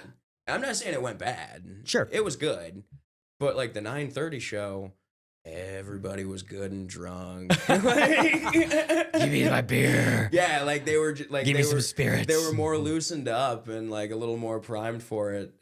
So that was. But like I said, both of them were great. Like the lineup I was with was great, and like it was just it was a fun night, and got paid well for it. And you felt great. Yeah, and then I'd mentioned it earlier, the New Year's show we did on the pirate ship, the Buccaneers cruise. For one, that show is just fucking magical. Like. And that's located in Destin, right? Yeah. Buccaneers Cruise? Buccaneers Pirate Cruise. Buccaneers Destin, Pirate Buccaneers Cruise in Pirate Destin. Cruise. Gotcha. Yeah. It's on the Destin Harbor. Yep. And like they like we don't like actually set sail, like they just keep it docked. And with a bunch of comedians. But yeah, like alcohol? Yeah, oh yeah. Oh yeah. It's an adults only show. Awesome. And it like it sells out almost every time, as far as I know. I was on the first one and I was on the New Year's one. I think they've only done like 5. But it's such a great time every time, because like it's on the top deck, and you know, boats are kind of oval shaped, and it's like there's just people surrounding you. And like if you're doing good, which I've yet to see someone bomb on that show yet, so are those more of the veteran comedians who've been doing this for a while? Like everybody kind of knows each other. Bag, actually. Yeah. Yeah. Wow. Even you have first timers sometimes go on there. Not necessarily like first time on stage, but like, you know, we popped a couple of like first book show cherries. Okay. But, I see. Yeah. Okay. Yeah. But like the experience does range, but like again, it's on a pirate ship. The staff is dressed like pirates. Some of us, myself, guaranteed, is dressed like a pirate. Who doesn't want to dress like a pirate, man? Pirates are awesome. Right. Only fucking comedy show that I know that happens on a pirate ship. That's awesome. Yeah. Comedy show on a pirate ship. Yeah. And this was New Year's Eve, too, right? This was New Year's Eve, so it was even crazier. That was awesome. Like, boat holds 100 people. We probably had, like, well over 80. And, like, there were points where like the ship was actually like shifting and like the moving. weight. Yeah, it was cool. Yeah, that's awesome. And like it's a really powerful feeling, like when you're doing good and you're just encircled with people like that, because all you just see is like their smiles and laughing and reaction. Yeah, you can feel the vibe. And right? It's because of you, and you are right in the fucking middle of it. That's awesome. And like. Again, it was New Year's Eve, so there was like fireworks going off behind me. Like Yeah, it was sick. It was a great, great feeling. And I mean, that's just it. It's like, I could bomb tonight because I am going to an open mic tonight. I could bomb tonight, but I know eventually I'm going to do a pirate ship show and it's going to be fucking great. Yeah, man. Yeah. Like, so it's like, yeah, like those bombs very quickly start to, they get overshadowed by the accomplishments. Yeah, for sure. And I think that's what it's all about. Like that feeling on the pirate ship, your people are up there, everyone's in a great mood, and you got the spirits going, the vibe is there. Yep. You're killing it. You can feel it. The crowd can feel it. And all of us are killing it too. Like I said, like we probably had over 20 comics on that lineup. That's alone. awesome, dude. And like I don't remember a single person really like not getting some laughs. Yeah. Like, yeah, I can't really say anybody fucking bombed. Yeah. Like it was a very, and like that's kind of like that's how like a perfect comedy show goes. Like first person, like probably isn't the best one on the lineup, but first person does well and each person after them keeps doing better. And like that's what you want to see actually. Sure. Like, if your guest spot does a better 5-minute set than your headliner's 20 or 30 minutes, there's a fucking problem here. Yeah. Yeah. And is that how they structure it as well? Like they put the people who are crushing it at the very end? Yeah. I mean, like I got a show coming up on Saturday at Stinky's Bake Shack. Where's that? Where's Stinky's at? It's on 30, like somewhere around 30A. Oh, okay. Yeah. And beautiful area. It is. Beautiful area. But I think we only have like 4 or 5 comics on the lineup. And yeah, obviously the headliner is, doing the most time, probably should be the most seasoned and experienced. But like on the like feature level, especially for a small show like that where like all of us are doing like 10 to 20 minutes, it's kind of a mixed bag. Sure. But I would say that everybody that is on that show with me is better than me. Some of them may even say the same thing about me. Just trying to be humble. I'm not great at it. Yeah, be humble, bro. That's the way to be, man. We're all flawed creatures. There's always somebody out there that's better, that's smarter, quicker. There's always. I'm the voice of a generation. So what would you say if, so thank you for sharing that story about the pirate ship. If you were to say one thing, what would you want audiences to know about trying to be a stand-up comedian? What would you want the audience to walk away with and saying, all right, here's how hard it is. This is how much work's involved. For one, if you're sitting at the bar and it's been kind of a mediocre night, not been that great, and you think that, finally someone's funny up there. I could have been funnier than any of them.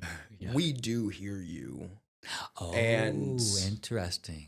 And if you are funnier, show it or fuck right off. And like, that's probably one thing. And I mean, just being respectful, like, a little bit of heckling, or like if there is something funny that you feel you should say, go for it. But don't try to fucking steal the show either just because you want attention. Yeah.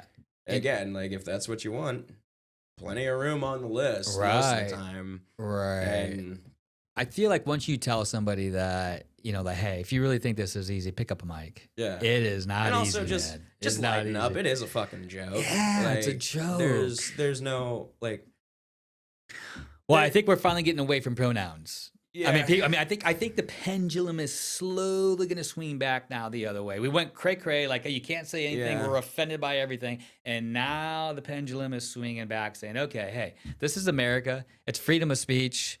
Well, that's the thing, too, is like, the pronouns people I don't really have a problem with. It's the ones that aren't, that are dying on a hill for it, that really piss me off. It's like I got trans friends. It's okay. Yeah, like it's okay. Be you. They're some of the coolest fucking people I know. Yeah. But they're also not like, even if I do slip up and like hey man, like not gonna be like, excuse me, but they have friends that do. Oh, of course. And like that is like I can't tell you how many. It's always a fucking white woman too. It's always a left-leaning white woman who wants to protect the small minority in the world, and they like- have no real skin in the game. like my Usually. one of my favorite Like, Bill lighten Burr- up, lady. Yeah, one of my favorite Bill Burr quotes. Bill Burr. He says, He's the best. "There's a real problem in the world, and I don't know what it is, but I know it starts with white women." Oh, Bill Burr. Oh, what an American gem. Yeah. What an American gem I think he is. follows that up too. With, like, it's a bit dated, but I think he follows that up with white women even ruin black women. Look at Michelle Obama. Oh my God. Yeah, Bill has a way of definitely describing things and putting things very into simple context for us to understand. And I gotta tell you, it's a fucking skill. Yeah, It is a skill. Well, again, like that's, time and material. Like that's why it's so important to, hit the mics, rewrite a joke. Yeah. I get asked a lot too, like, how often do you do the same material? And to be honest, sometimes probably too much. But like, if you don't have something to practice, or then, I mean, you're not gonna find it on the spot. Like, I've seen people fucking freeze. Oh, Because of yeah. that. I ran Stage out- fright, right? Yeah, like Just- I ran out of jokes because I had 3 minutes of material and not 5. And I mean, I've kind of been there before, but I think that's one thing too. Like, if you are at an open mic, I mean, shit, even if you are doing a guest spot, it's probably not a bad idea. Like, if you don't have the material, get off the stage like as soon as you're done. Like, I see. because you could either get off with that 3 minutes of good time that you had and have some dignity when you walk off, Yeah. or we can all sit there and watch you for the last 2 minutes be like, Stumbling around and fumbling over words. I guess I could talk about, like, yeah. Yeah, and I think that the freezing is a natural response. I mean, sometimes that brain just will, especially when all those eyes are on you. You're like, I've even done it on times when, like, there was no reason for me to. Like, sure. It's like, you had like maybe like a minute and a half left on stage. It was like, fuck, I totally wrote shit for this, but where is it? And yeah, like, who knows how I was feeling that day or whatever, but like it happens to the best of us. We have good times and bad times, but again, It happened to Dave Chappelle. Yeah. I mean, Dave, and that was recent. Well, not recent. What was that? 2 or 3 years ago, he was in Detroit, and he said that I forget which rapper he was hanging out with. Have you heard this story? oh yeah, It's a great story. Like, he smoked his weed. He and, smoked. He said he took one hit, and he was completely lost on was he talking stage. about Snoop Dogg? It was somebody, but he said it was so bad that they were booing him. And this Which, Dave yeah, Chappelle, like, in Detroit. I mean, that goes to show like how fickle Happens. comedy can be too. Yeah, Like, dude, it's so hard. Like, you don't. I mean, honestly though, if people bought tickets to watch him fucking bomb up there, it's like, yeah, you kind of deserve that. yeah, that's hilarious too, because Dave actually mentions that he's like, well. I'm paraphrasing. I'm gonna fuck this up, but it was basically like, "Hey, I know y'all bought tickets. I'm still getting paid anyways." And he had literally froze on stage, and he's like, "I'm getting paid anyways." Right. But then the very next night, he was booked again for Detroit. Yeah. The very next night. Well, what are you gonna not book Chappelle? I know, dude. Oh, my God. Dave Chappelle's, in my opinion. In my small comedic mind, Dave Chappelle is the GOAT. I love that guy. I mean, I'd put some other people up there as well. I don't I love know. Dave. Who's the GOAT for you? That's such a tough question, Isn't it? Like, Ron White? he's definitely great. Bill Burr's up there too, I think. I love Bill Burr. Like, There's some older comedians for sure, I love too. Bill Hicks. Bill Hicks. Yeah. But the thing with Bill Hicks, and like, I'm not dogging on him, but like, it really just does go to show like that he wasn't really around long enough, because like I've seen like a handful of specials that are like on YouTube, and like at least half of some of those specials is the same material. And again, not dogging on him at it for that, but it just goes to show it's like, oh wow, like he made an impact with like that much. What Like what did he pass from? cancer. Oh, was it? He smoked a lot, right? He was a big drink or big smoker. One of my favorite jokes of his, he's like, man, I smoke too much. I go through 2 lighters a day. Oh my gosh. Not cigarettes, but lighters. Right. That's when you know you got a problem, when you're counting lighters. Right. That's not even possible. That's a good joke. And like I think he follows that one with you know, all you non-smokers out there, you know what's great about how I'm gonna die? I know how I'm gonna die. Oh my god. I'm gonna have a fake lung and everything. What are you gonna have? A heart attack? You're like, I'm planning mine. I know what date. It's coming up soon. Oh my goodness. Yeah. That poor guy. Yeah, 1998. Like I think he started making a name for himself in like 88, 89. Died in 98. Which like, I mean, he was opening for Tool and shit. Like, what a awesome show. Yeah, that's right. I forgot about that. I remember that. Yeah. I like forgot about that. Like their third album they dedicated to Bill Hicks. I did not know that. Thank you, sir. Yeah. Thank you. Yeah, It's Tool's a shiznit, man. They were so far ahead of their times. Yeah. Holy cow. Talking about the ego, talking about the third eye, talking about all these things. They were like, well, this was back in the 90s. I'm like, holy cow, were they ahead of their times? Yeah, the Shadow. Which, I mean, that's why they were friends of Bill Hicks, because like, that was all, like he had so many jokes about it. Like, one of them, like, you never hear a good drug story on the news. Like, I went out in a field on acid and saw the mothership and was brought on with the aliens, and maybe I had some bad shit, but that's hilarious. Yeah, he's a unique comedian for sure. Bill Hicks is the shit. Yeah, and like again though, I wouldn't really say that he's like my all-time favorite.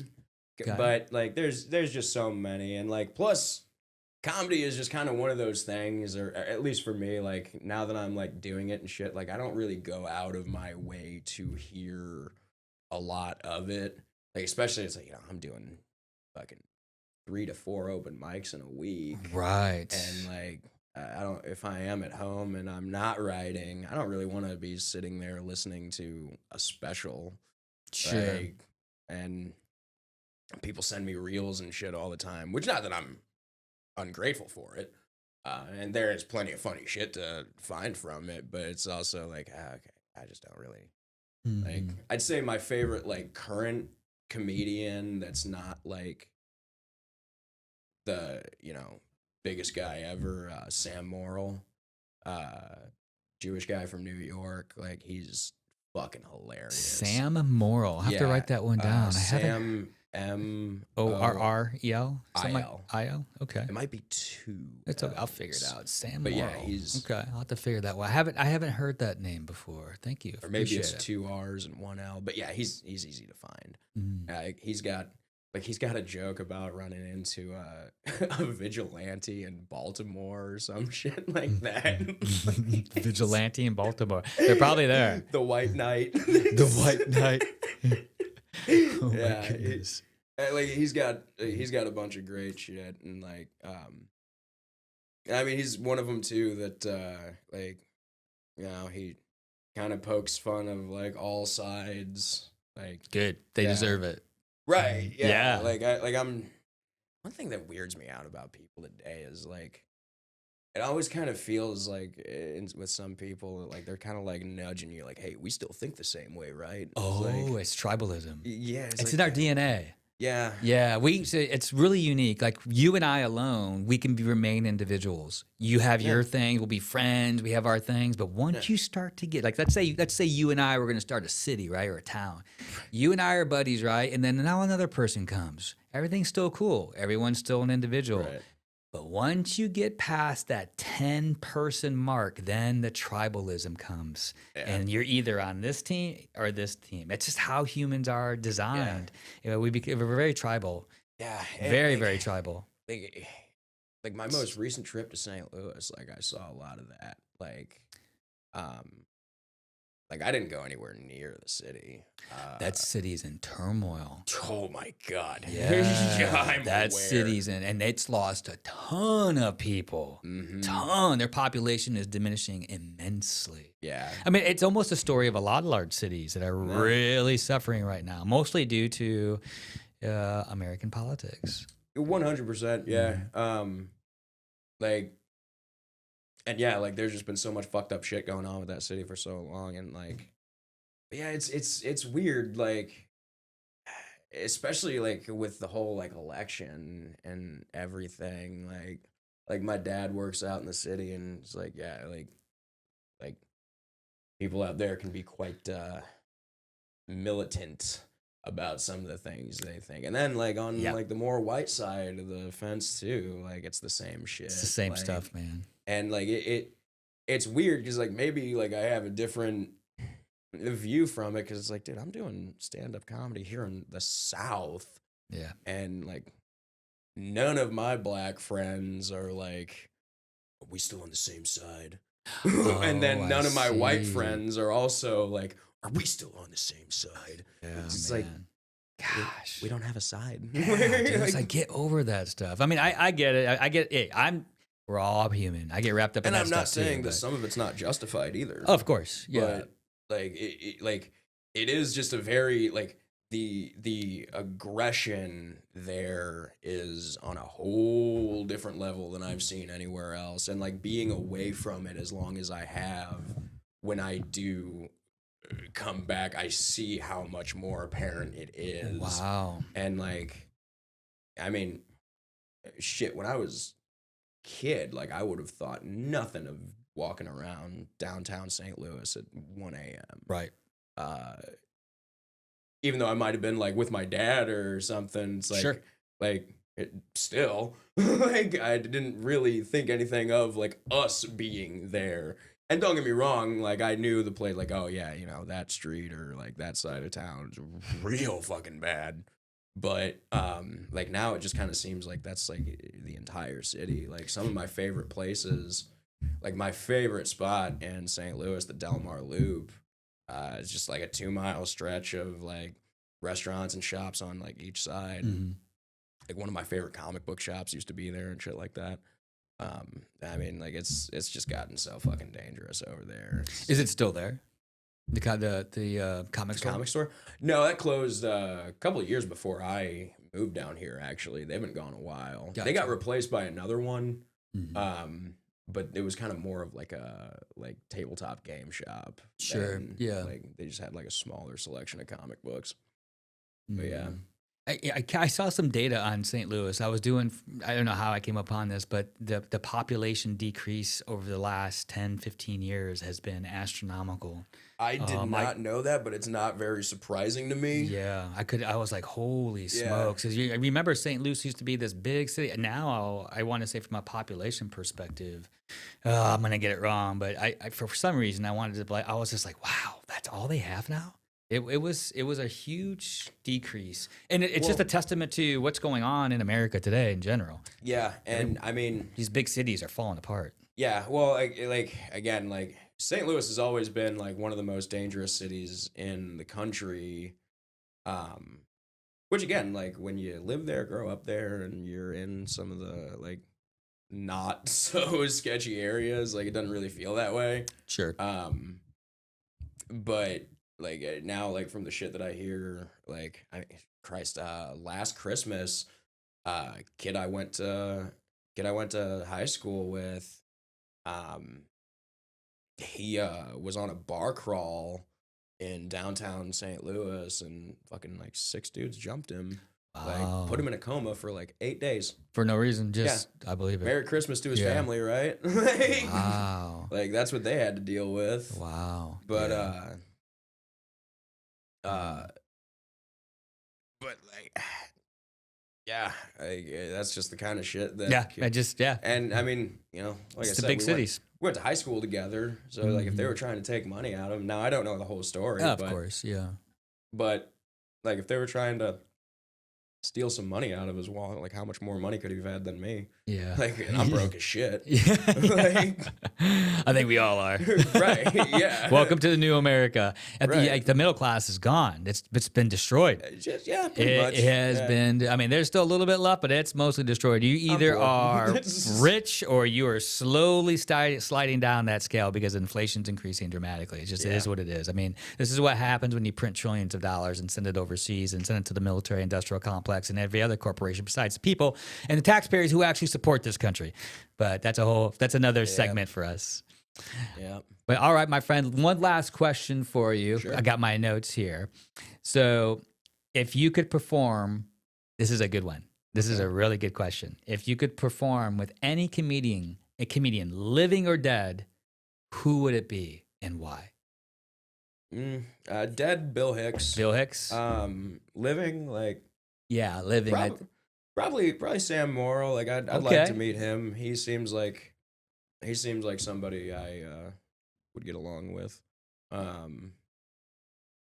mean, that's one thing that's cool about comedy, like on all the shows and open mics and shit that I've been on, which, in comparison to a lot of people is not much. But like, I've met so many cool people from like all over through it. And like, that might be the one and only time you get to meet them, but it was cool just to have like met and hung out that person that one night. Like, and then, swap socials. So like, we still might see what we're up to. And it's kind of cool to get like a little heart react from someone that's like, oh shit, I was on a show with them 2 years ago and we're still at it. Yeah. Like, he might be up in like Maryland or somewhere, but yeah, like it's cool.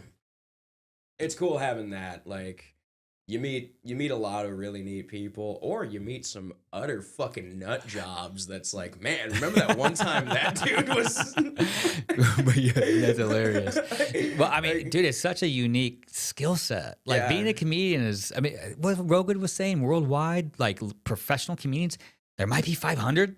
Yeah. Worldwide. I mean, legit, no kidding. I mean, comedians. I mean, I'm sure there might be more than that, but maybe just in the United States. But no kidding, legit comedians that are making money. They're this is their profession. Yeah. It's smaller than the NFL. Yeah. It's like it's just you think about that skill set. That's kind of why I do relate it to like I've got friends and family from the special operations community, and like.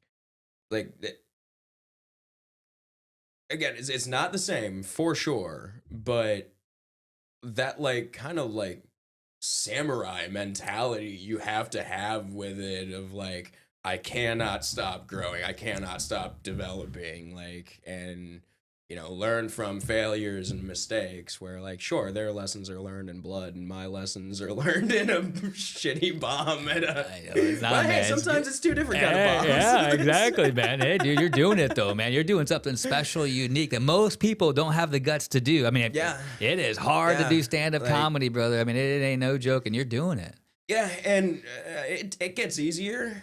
And like, that's like the challenge of it is the fun part, like, and especially like when you are like working out a joke, like that is one thing I love doing is like, I don't know how this is gonna go, so we're gonna just try to it, and then like maybe I do have like half a joke, and like it's like, okay, I've got an idea here, so I'm just gonna try doing it on stage and just see where it goes. See where it goes, yeah. And sometimes that works. Sometimes like, okay, well, go back to it and figure out something to add to it. Like, like the experimenting and just lessons and learning and all of it. And again, too, like I've like for new comics out there, like don't be afraid. Like, we're not gonna you're gonna bomb. Like, I promise you that. 100%. Like, I'm not gonna promise you're gonna do good, but I'm gonna promise you will bomb at some point. Yeah. But like at least for our community, and I would find it hard to believe in others. If you bomb no one's gonna be like, yeah, never come back. Yeah. No, you sucked. Come back. Sure. Get better. Yeah. You will. Mhm. And like you don't really, yeah, like I've never really seen like anybody get like removed from or like banned from a venue for doing a shit job. Now, granted, if like ticket money was on the line, like that's a whole different story. But Sure. yeah, don't be so afraid or intimidated by it. And plus, like, here's one thing too: if you're worried about what that audience is gonna think of you, they're probably not gonna be there next week. Right. Like, They're not going to remember your name as soon as it's you gonna leave. be a whole other group of people. Yeah. And like, so it's like, what, a couple of strangers are gonna think I did a bad job. Well, People you may never see again. yeah. And who cares? And the friends that I've made, like, you know, the friends we make along the way, like, are some of the coolest fucking people I know and the funniest people. Like, I mean, you get a group of autistic comics together while we're all just smoking and joking, waiting to go up. Like, or even after, when it's like, okay, we're done, we can put the notes away, we can all just drink and smoke a joint, and that's when like that's when pandemonium happens. Nice. Absolutely. It's relaxation time. Yeah, I mean, shit, like after the New Year's show, like, Oh, I believe it. like the show was over, but we were still just partying on the boat. Like, That's awesome, dude. they say don't rock the boat. Yeah, it's the perks of being a stand-up comedian. You get some perks. Yeah, I mean, it's a challenging thing for sure, and people are intimidated by it. But like the amount of fun that you can have from it, and like especially like, you know, for me, like I'm still pretty enthusiastic about it because I've only been doing it for 3 years. If I had been doing this for 10 years and I haven't really gotten anywhere with it, I mean, for one, that's kind of probably on me. But for two, like, yeah. Well, like, it depends, you do like, how start you- getting jaded over time. It depends how you measure your success. And, you know, for everybody, it's different. And so I'll leave, like, yeah. So I wanted to, because you're doing such great things and you're doing something that most people couldn't do. And that's a true testament to you and your skill set and who you are as a human being, and specifically being 28 years old. But I wanted to leave you with something that I heard just the other day from a guy who I follow. And I don't even know how to correctly pronounce his name. I think it's Tom Bello or something like that. But anyways, this resonated with me so much that I wanted to give you, I wanted to leave this with you. So one parting word is that if we can learn to build our self-esteem through learning and not the accomplishments. 100%. And that meant so much to me. I was like, we put our self-worth attached to, you know, how many views am I getting? Will you apply everything you learn to what you accomplish? Yes. Yeah, that's a really cool. Yeah. So build your self-esteem through learning. And so when you do bomb, or, you know, if this podcast bombs, it's like, no, I didn't get any views. It's okay.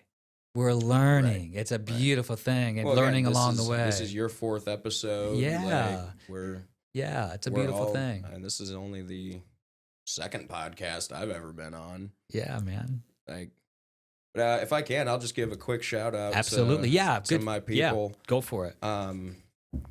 Yeah, check out Panama City Comedy, Beaches Comedy Club, also in Panama City. BTB Comedy in Pensacola, and also on social media, just look up Pensacola Comedy, and Everything is Funny. Those are my affiliated organizations, and you know, you were saying I'm doing good work. They're the ones that are really doing the work. Like they're finding the venues. I'm just showing up for it. Yeah, brother. But, thank you, my friend. And that's a testament too to everything that is it. How do you, is it everything? Everything is funny. Everything is funny. Marvelous people.